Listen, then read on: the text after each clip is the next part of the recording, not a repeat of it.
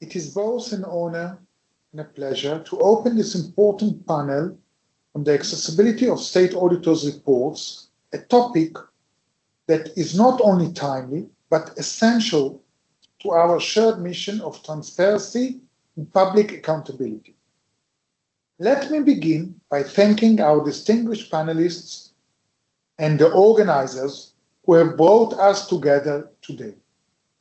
Your commitment to advancing the work of public audit and making it more relevant, more effective, and more visible is truly commendable.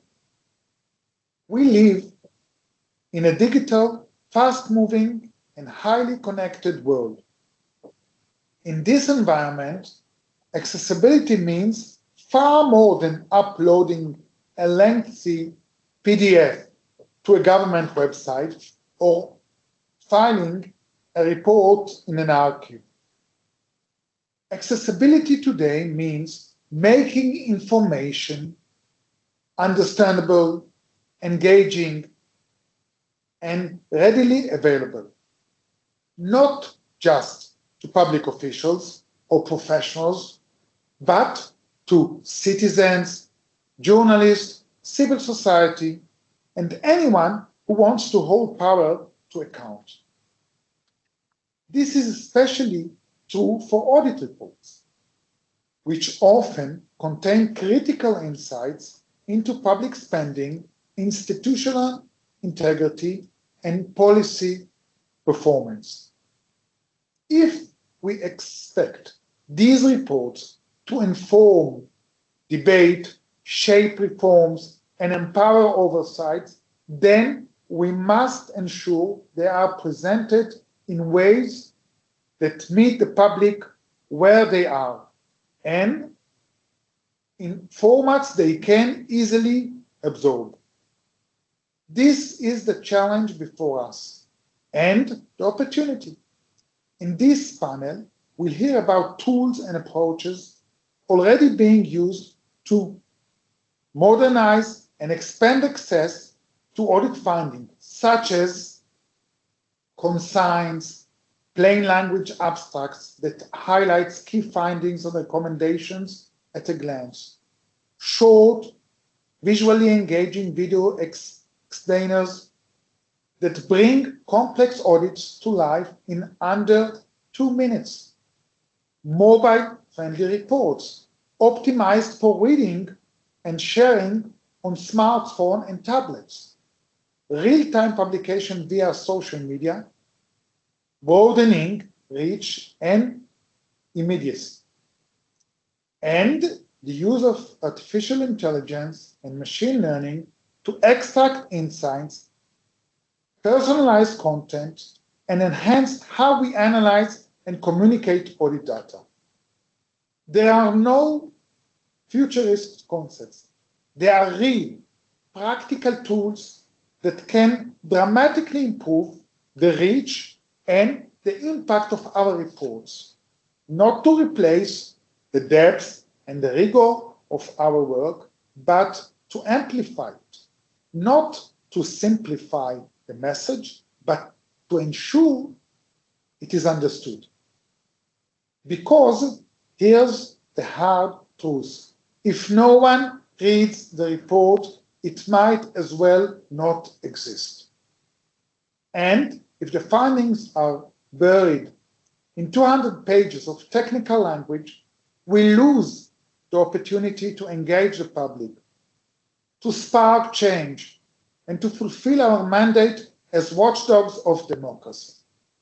This panel is about more than design or communication. It's about rethinking our role in a digital age. It's about how we, as state auditors and public institutions, can better serve the people by opening up the results of our work in ways that are clearer, smarter, and more impactful. Today, we will hear from tribalizers, state auditors who are pushing boundaries, testing innovating formats, and redefining what public reporting can look like in the 21st century. Let this panel be more than a showcase. Let it be a call to action, because when audit reports become more accessible, accountability becomes stronger, governance becomes better, and citizens become more connected to the decisions that shape their lives. Thank you, and with that, let's begin the discussion. Thank you. Thank you, Mr. Engelman, for introducing this professional session. I couldn't agree more with everything that you said. Making our performance audits reports available to a wider audience and to the general public, I would say that what's the best way to do this, what's required of us, and what are the pitfalls? These questions that many of us are dealing with right now, and the field of communication is evolving rapidly. Many people believe that to remain relevant, we need to adapt to those changes. And I'll tell you briefly about our experiences in this respect, and I'll give you an overview of the different approaches that and different channels that we use, and some that we haven't yet explored. I also hope to show you one of our digital reports on our website. And well, it is a technical solution that we devoted some time to developing. But first, I'd like to briefly go back to the question of the conditions necessary for making the content of our performance audit reports available to the general public and why we should do so. Yes, there are certainly more ways to do this, but we have used the following three starting points. Citizens' rights to accessible information. In Sweden, we have an extensive statutory obligation to inform our citizens, and so rather than spending a lot of money on processing manual requests, it is often more economically viable to identify in advance what information the public might be interested in and make it digitally available to as many people as possible. Number two, the legal framework for people with disabilities. Well, once you decide to make information available to the public, it means the general public as a whole. It is estimated that about 7 to 9% of the population has some type of difficulty in accessing digital information, and it is also important to meet the needs of those groups. But actually, often this is about making technical adaptations to meet the standards for various aids. It also means using accessible language and streamlining the structure and layout, for example, a website. The EU's Web Accessibility Directive places high demands on accessibility to all digital public services. And in Sweden, we have a capable supervisory authority that monitor compliance. And the public trust in us as a supreme audit institution. Our third starting point is about strengthening confidence in us as a supreme audit institution. And we submit our reports to our principal, the Swedish Riksdag. However, we need to remember that members of the Riksdag are merely representatives of the citizens. And if citizens themselves wish to demand accountability, shape public opinion, or simply just learn more on how public administration works, they too should be able to rely on our information and be able to understand it. We also believe this reinforces the understanding of our remit as a national audit office in a long term, increases awareness of our operations, and show that we are relevant. We're also confident that we can help strengthening confidence in public administration as a whole by offering insight in the activities that we audit directly to the citizens. Current trends show that access to facts, people, is becoming an increasingly important factor for people, willingness or actually unwillingness to follow the social contract. With this overview, there's a lot in this picture, I know, But with this overview, I would like to briefly present initiatives that we have prioritized and discuss a bit about the reasons why and what effects that we can see. And I would very much later hear your comments on this. First, then, the disposition. Well, let's start with the content of the report, because this is really where it all begins. Making the reports available demands a deliberate and consistent structure. This requires extensive backing and guidelines in the report production process that provide our auditors with support throughout the auditing process, from problem statement to findings, conclusions, and recommendations, as we heard earlier today. For example, we always make sure to use a uniform layout and to keep our summaries short.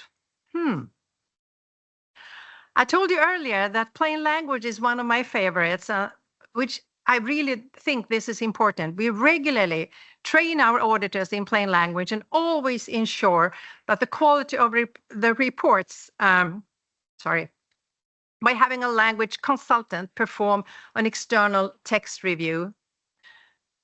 I'll just say my background is as a lawyer, so this is something that I struggle with myself. Yeah. Okay, although we often describe complex circumstances, we aim to ensure that our language is as clear and as concise as possible. Of course, we want experts in the sector that we are auditing to see us as being well informed, but at the same time, we try to keep in mind that our primary target groups in the Riksdag are politically appointed, and just like the general public, the capacity to grasp technical terminology and academic texts, they may vary. Okay, this is also one of my favorites that we've been working with quite some time now. The infographics. In general, people absorb information in different ways. I'm sure that you do too. And for many, graphics and visualization are easier to understand than long text and numbers. And there is a great potential here, I feel, which we are not yet fully exploiting. It's not just a matter of engaging graphic designers and illustrators once the report is completed, but of using tools and gaining an understanding of the field at an early stage of the audit process, so that we, as auditors, can interpret and draw conclusions from large collected data sets. And actually to illustrate and explain really complex situations. Special skills may also be needed in assessing what information in the report that can really benefit from being visualized.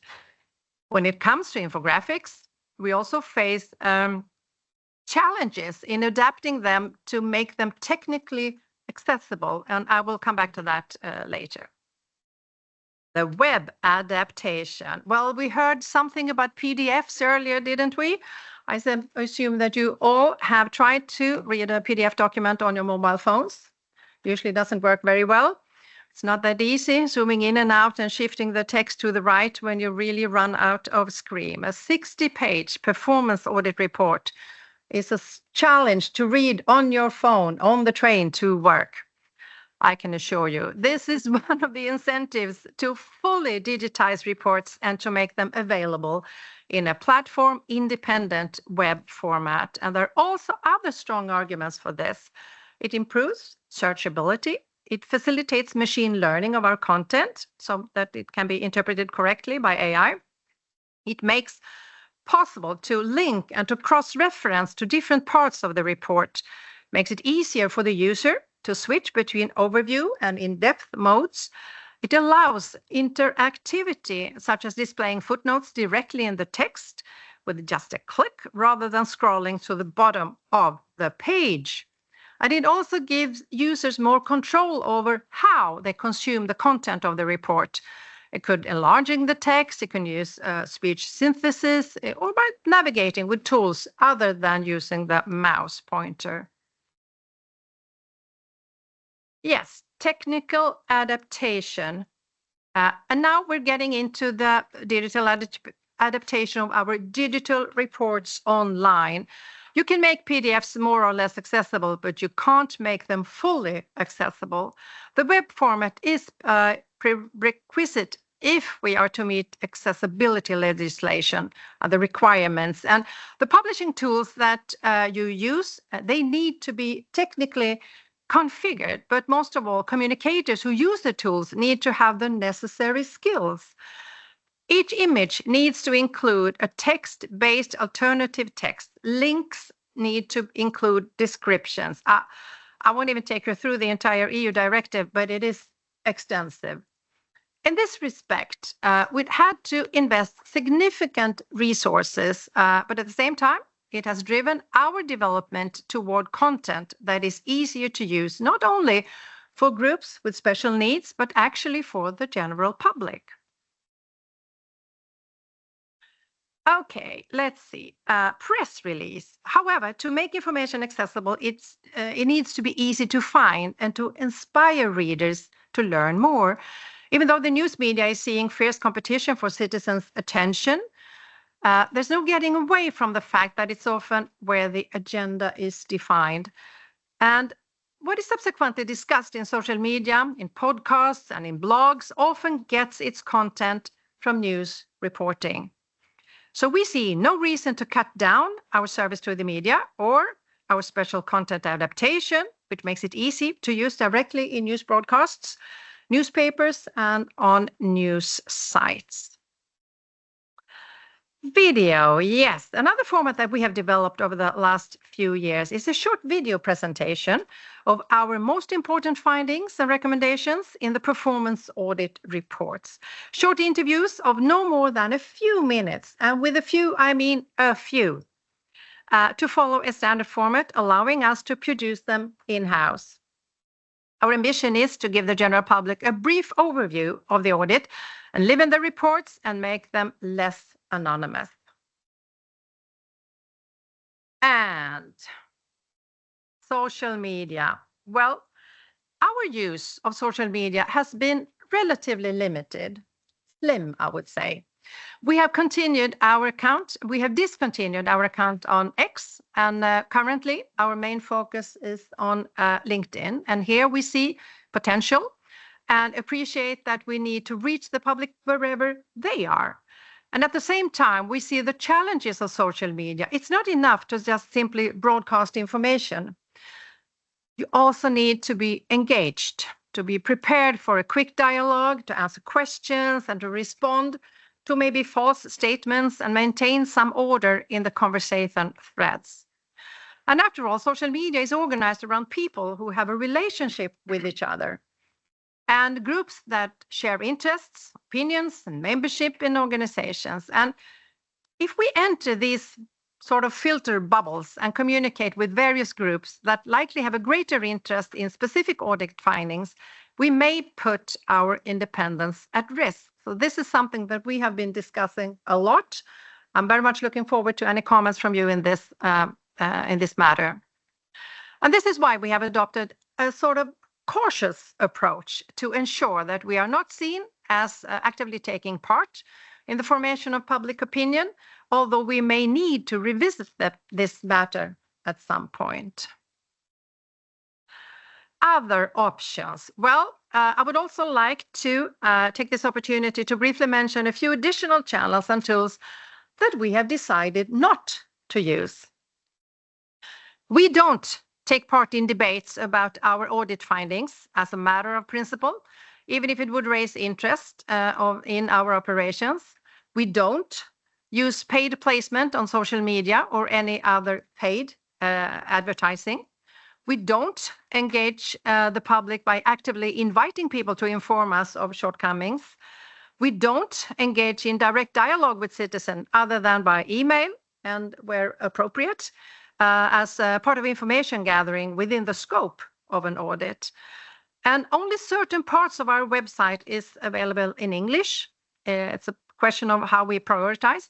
And information in our national minority languages is limited to the facts about the agency's remit. And I would like to conclude now with going back to what I said earlier about the fully digitized reports on our website. And let's see if it works.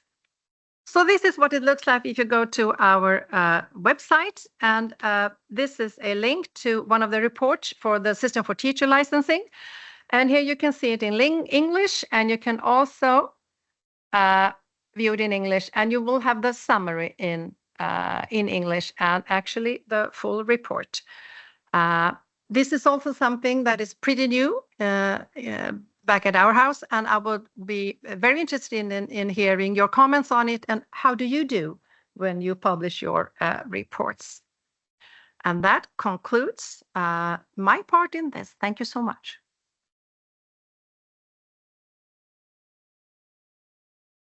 So, dear friends, what a topic.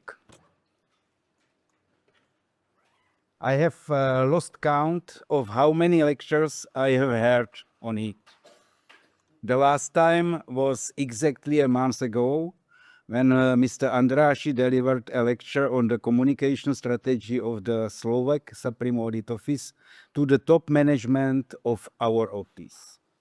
But we held a communication seminar in Prague, and my colleagues want to organize another one. So please, what are the key words? Making means we need to work harder. More means that what we have now is not enough. And public, what does it mean, public? Public means that we don't just talk about the government and parliament, we talk about my mother, wife and daughter. And my ladies will forgive me for this. This presentation is called Learning from the Best One. So who is it? Oh, don't worry. I am not planning to talk about myself. I am planning to talk about him. Sir Winston Churchill is one of the greatest orators of all time, and his working methods have become legendary. Let's take a look at some of them. Churchill did not just scribble down the drafts of his speeches and call it good. In fact, it would take him from 6 to 8 hours to write a single 40-minute speech. He studied each sentence carefully, producing several versions.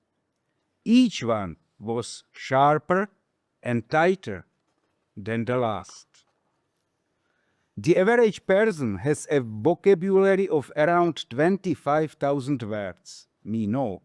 But Churchill has been estimated at 65,000. However, he didn't like long and flowery words as well as bureaucratic jargon. For example, while other politicians would refer to the lower income group, he would say the poor. While they would say accommodation units, he would say homes. And another one, place the most important point first. Churchill advised, if you have an important point to make, don't try to be soft or clever. Use a pile driver, hit the point once, then come back and hit it again, then hit it a third time. And what is the most important thing? That the audience gets goosebumps and is led to one crystal conclusion. I could go on for hours, but there is no time. So in conclusion, here is my favorite quote from Churchill. Be sincere. When he dictated his speeches, his emotion was so raw and real that sometimes he and his secretary would both be crying. He could not stand all the polished talk coming from people sitting safely miles away from the action. Churchill was not just a speaker, but a man of action. And that made him the most effective kind of public speaker of all. And here you can see the reason why I am talking about it. We have devoted years to the audit, to its preparation, and processing.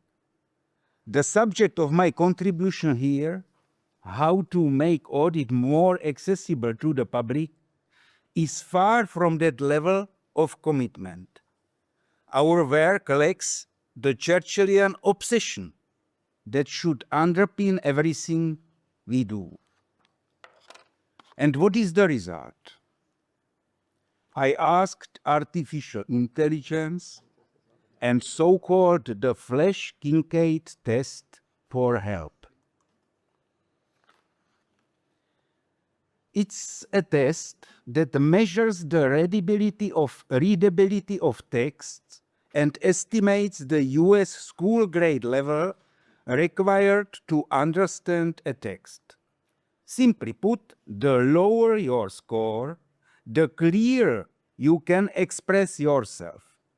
This method was first used by the Army for assessing the difficulty of technical manuals in 1978.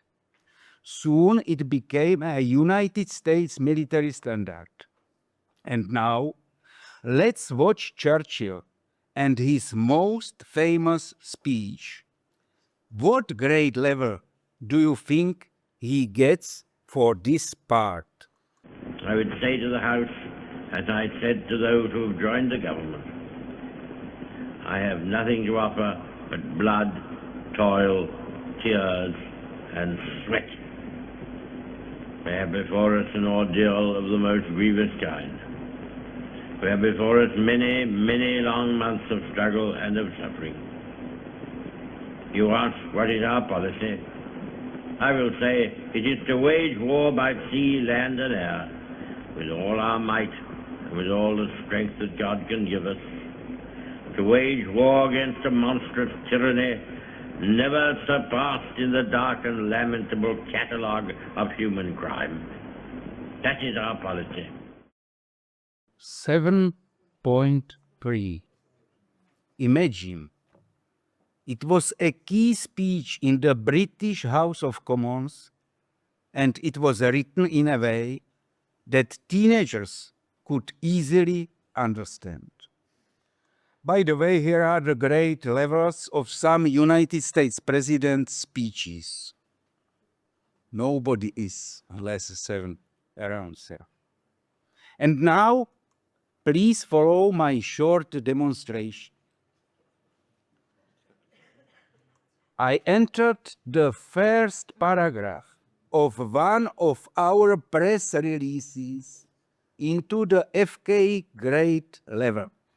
And what was the result?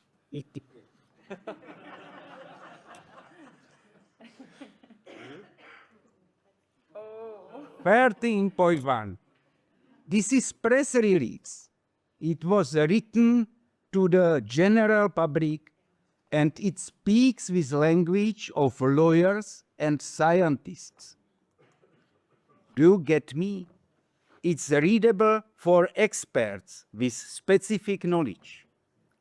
And do you think Churchill, the Nobel Prize winner in Stockholm in literature, couldn't have written it on 13.1? We got Churchill's voice from artificial intelligence, and we asked this intelligence to rewrite the part of Churchill's speech that I showed you a moment ago. And the prompt was, put it in the way so it has the score 13.1. The same score as our press release. And please listen to this. To the esteemed members of the House of Commons, as I have communicated to those integrated into this government, my sole offering includes blood, labor, tears, and sweat. We confront a profoundly formidable challenge, characterized by significant adversity. Ahead lie numerous protracted months of relentless endeavor and substantial hardship. You inquire about our strategic policy. I proclaim it entails prosecuting warfare across maritime, terrestrial, and aerial domains, harnessing our collective strength and significant power to oppose an egregious tyranny unmatched in the somber chronicle of human offences. That constitutes our policy. I think it's clear to all of us why Churchill did not write it that way. It's obvious where his skill lay and where we failed. And to measure everyone by the same yardstick, do you know what is the FK grade level rating of my presentation? It's 9.1. And I did my best. I really did. And as you can see, I am far from Sir Winston Churchill. So I have nothing to offer but blood, toil, tears, and sweat. Thank you.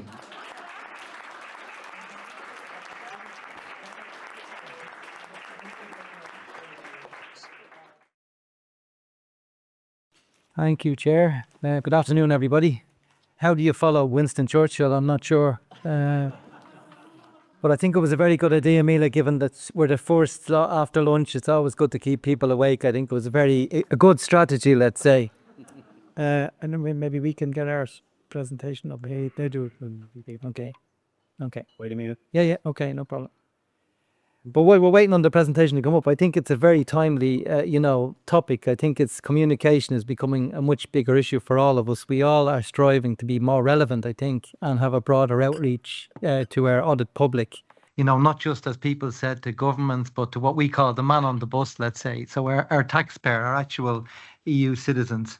I think it was interesting earlier what Mila said, that the second most requested topic was communication and engagement with stakeholders. And I think that shows that this is an area where a lot of SAIs are putting a lot of effort into.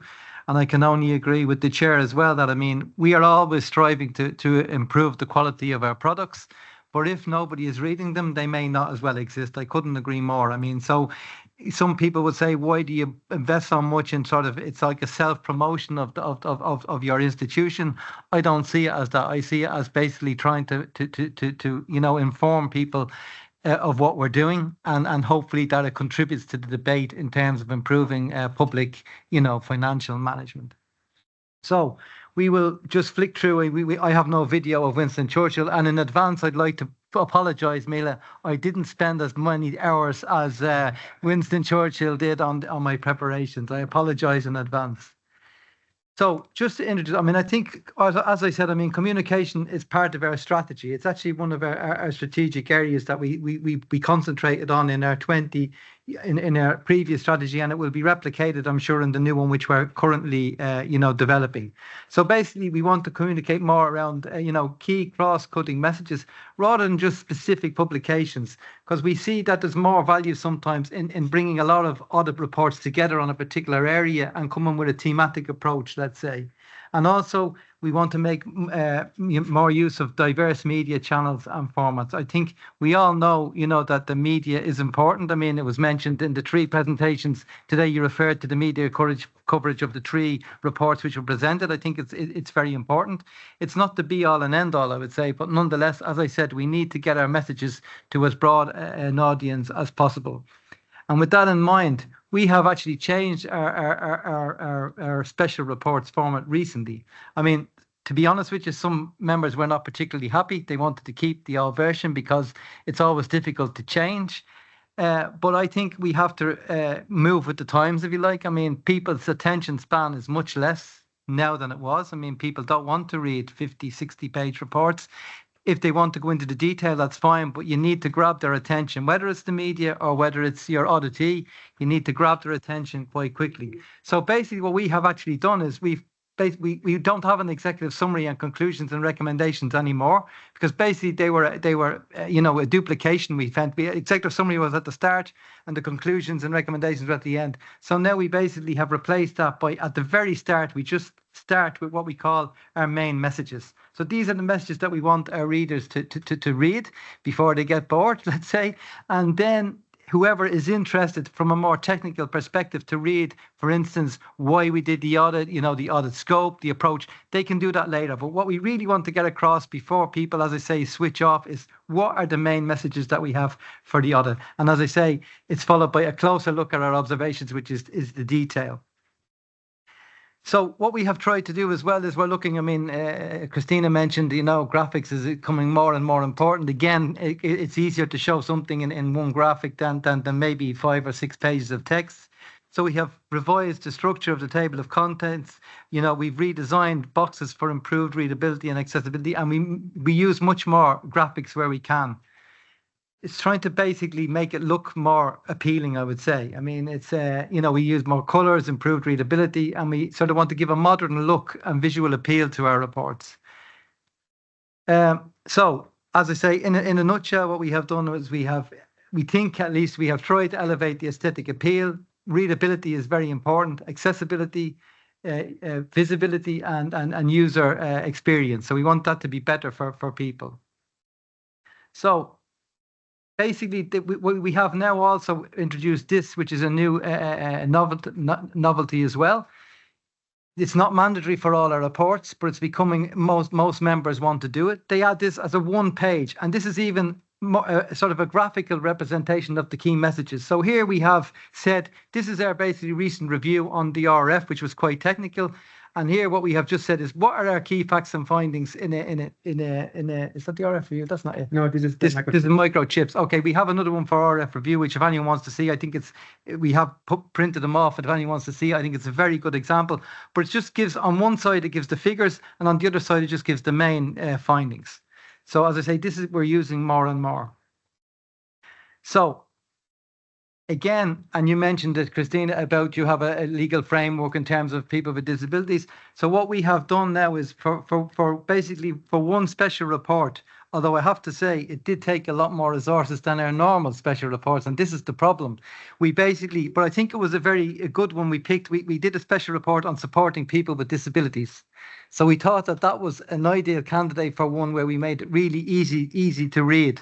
And we basically liaised with, the Inclusion Europe. We took their standards and we drafted it. And it's really very simple and basic to read. So I think it was basically, in terms of inclusivity and accessibility, as we said, for people with intellectual disabilities or who have difficulty in reading. And we are now in the process of, we've selected another report on urban pollution, which it's already been published, but we will now issue a revised, it's another edition of it in this kind of, easy to read format. So, as we said earlier, I think press activities and social media, we have put a lot of effort into that in recent times. So you mentioned press releases. We issue a press release for every product. So in 2024, we issued 44 press releases. So we're almost issuing 1 press release a week, I would say. We have a standard structure, including a box with the main messages in bullets. The tree, see at the top there, it's very, just again, the main messages. I hope that when Mila does his review on the AI check on air, that we do better than 13.1, but I'm not so sure. But we really try and make it simple. We have the main messages first, then we describe the policy area. We have a quote from the reporting member, which is the catch for basically the media. This is what we put out. And we distribute them to all the media outlets throughout the EU. We have basically a list of journalists from the different member states who follow the EU budget and EU affairs. So this is the first step. We have our press release, which is issued with the report, and then we also have a large number of press briefings. So we now have the luxury. We have our own ECA studio, so we can use, because what happened during the pandemic, obviously, we used to do all our press briefings physically in Brussels, but now we do them all online. And basically, what we find is that there's much greater attendance at our press briefings because journalists can just from home or wherever they are, they can just tap in as they wish. So we find now that we have, generally speaking, we have a fairly good attendance at all the press briefings that we have. We don't do one for every single report. We do one for the ones where we think there's more of a media interest in. And as I say, now they're done virtually, basically. So as you can see, we had 20 press briefings and 24,000 press articles in 2023. So as I say, we are really putting a lot of effort into this. It takes a lot of investment in terms of establishing relationships with the media in the member state. We have this multiplied by 27. So basically each member tries to engage in the individual member state and identify who the best, media outlets would be that would be interested and basically sell our messages. So you mentioned social media, which we can't avoid. I mean, we have to be on. I mean, so we basically had 48,000 social media posts in 24, and we have 68,000 followers in different fora. We're working on that. I mean, I had a very interesting discussion recently with the president of the commission and a couple of others, the president of the EIB, where they were wondering about TikTok. Because they were saying basically the EU institutions don't go on TikTok. And they were saying, is this a smart move or not? Going back to what you said, where you have to engage, because they said they're leaving the field completely free to the people who are anti-Europe, let's say. But I mean, that's for another day. So basically, as I say, that's in a nutshell, as Winston Churchill said, I can't offer much more than sweat, blood and tears either, but we are trying our best. And thank you very much. I have the honor to present with you my presentation regarding making audit reports more accessible to the public. As I've mentioned in my opening remarks, our accountability to the public, and in order to be relevant, we must make our audit more accessible to the public. In my presentation, I will include both insights and examples from our audit office, SAI Israel, but at the same time, I will share with you some ideas that are developed by other colleagues of EUROSAI members. And let us begin. As I mentioned, making our audit reports accessible to the public is the need of this time. We cannot think that the public, who are eventually, we are representing him in conducting our audit reports, eventually read the whole report. The whole report probably is being read by some of the auditees and the more professional, but we should think, how are we making our results accessible to the public in order to remain relevant? I will share with you that when I entered into the office, the first thing I looked about the summary of the state auditor's report. Previously, in our case, in SAI Israel, it was composed of many, many, many words, as you can see here. But we decided to move it to a better format, a new format that we studied also from other SAIs in EUROSAI and also all over the world, where in this new format, the abstract includes few main parts. The first one is a very short background. Then we go into key figures. Sometimes the key figures tells the story of the report, and I will give you just one example that I will share it with you later on. We have just recently conducted a report regarding taxation of crypto holders within our country in Israel. I'll give you just two key figures. We estimated there are about 200,000 crypto holders in Israel, yet only 500 of them reported to the tax authorities. So this tells the story of the report. Then we move very shortly to describe the audit actions, and then we present our main key findings, most of them deficiencies, but also some that we give a positive feedback to the auditor. And then we end up by bringing to the table very few and the most important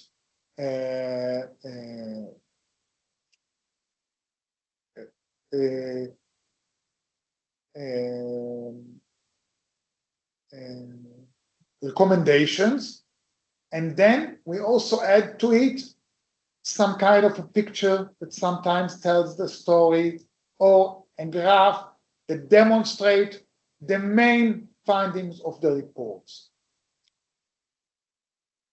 Besides moving to a new format of the abstract, we are using other tools in order to make our reports more accessible. Some of them are podcasts that we produced with the people that prepared the reports, some videos that I will share with you later on, and also activities within the social networks. And then finally, now's the day, we print and we publish eventually to the public and to the journalists only the abstract of our report. Of course, there is in our website the full report, but we focus on the abstract of our reports. I will share with you that within our colleagues, for example, and I can share with you from the NAO UK, how they present their reports in social media, both in the web, also in Twitter, but also in LinkedIn and other relevant channels. Or if I go now to other EUROSAI members, you can see podcasts from Austria or blog from Estonia. So yes, we understand all over EUROSAI that there is a need to make our reports more accessible to the public.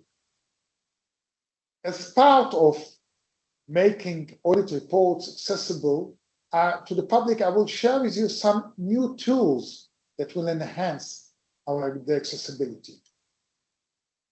One of them is a wonderful idea I've just heard from the NAO, the UK National Audit Office, that is now working on improving report accessibility by uploading the reports to mobile devices. Because we understand that as of today, citizens and even public bodies, when they ever read or they want to read even our reports, they will not enter anymore to our website.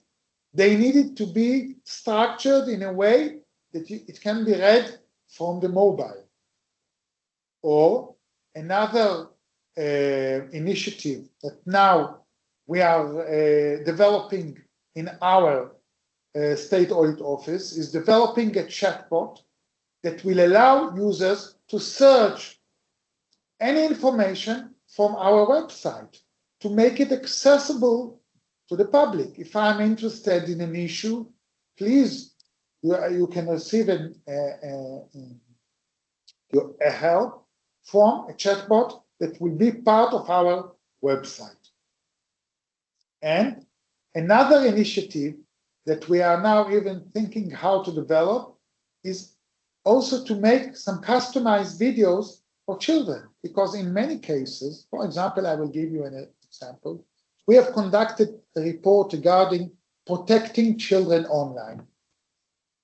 And we want them to know that our reports relates to their life and to a very serious risk, because there are many hours a day in the online arena, and they are exposed to criminal action, non-appropriate behavior.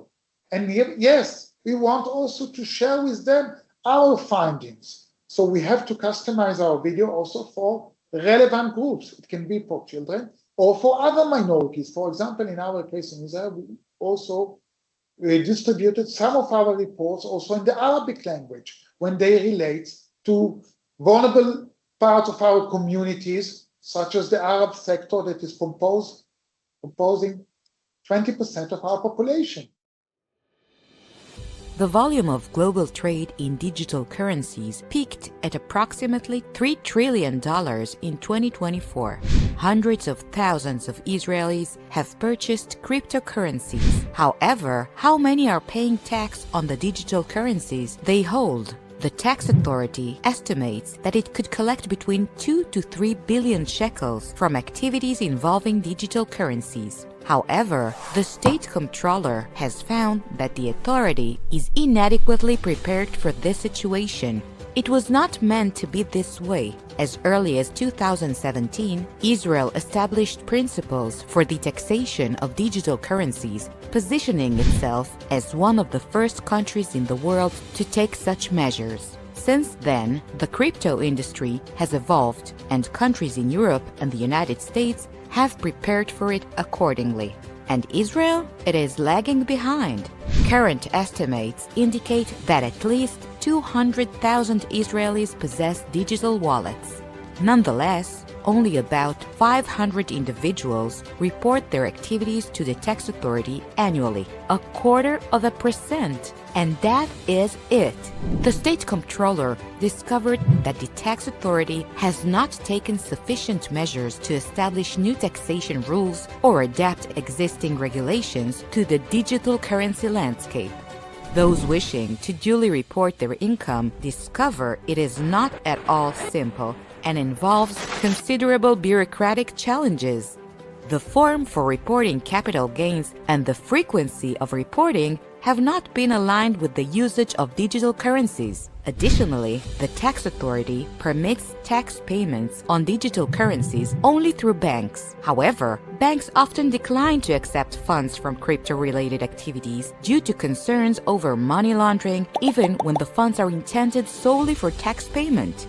The authority does not assure individuals who up to now have not reported income from digital currencies that they can do so without encountering bureaucratic hurdles or facing potential criminal proceedings. Simplified regulation with simple, straightforward rules may incentivize more tax evaders to report their income.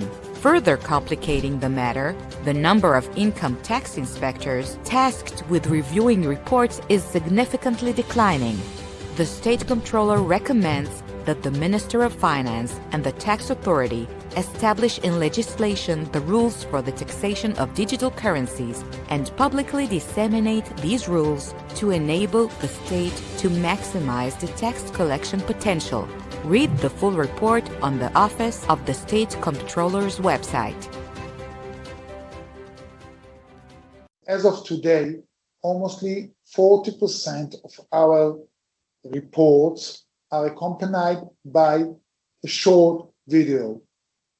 The last report regarding mental health treatment to the citizens of Israel, the video was seen by over 1 million persons. This is a great achievement. I encourage you all to think how to be more relevant and to encourage our transparency and accountability to the people that we present. Thank you very much, and thank you to all the participants.